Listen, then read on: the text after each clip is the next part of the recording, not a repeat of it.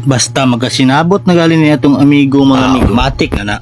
Nangita na miga tunaanan ni migo kay murag init man ang panahon migo nya atlan nga wala pud migi buhat migo. Kusgan pagpadagag maayo sa tong amigo migo. Amo nang abot nami aning lugar adre migo. Nindot jud ding laag migo no nga wala sa sabot migo no kay madayon gyud.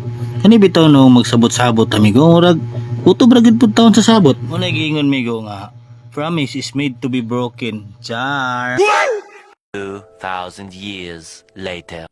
Pag abot na mo migo, na, matik na. Lubog na. Atlan mo na ni migo nga wala po yung klase ni mo mga katsikiting migo. Mo na nga naka-decide na lang po ni migo nga mag-overnight na lang po ni migo. Amo na lang isulit ang 5 hours na mong biyahe migo. Kaniha rigyo ka bantayan niya migo nga gusto gid sa busa kag duyan migo. Unya kay unsaon man nga magid project saka migo kay perti magid po nang habuga migo. Kana niyang makasaka po gana amigo, maglisod na po kag panaog ba. Pero bilib nang giko ani niya amigo, kay wa gid sa may surrender amigo.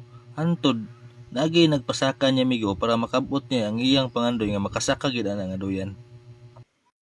Oh, kaswit ng duwa. Uy, sana all. Gikatan mo na sila. Sana all may jowa. Sana all pinili ng tao kong mahal. Sana...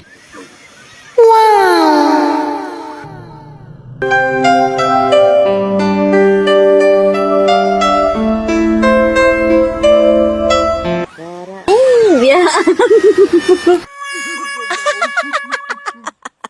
2,000 years later. May ganin na akong mga amigo kay mga dagko po daig abs migo. At kinalami sa amigo kay sa minto nang ilalo man amigo. Unya, dire lang gutom mga amigo kay manihapon sa mga amigo kay murag ipang gutom na gid mi ba.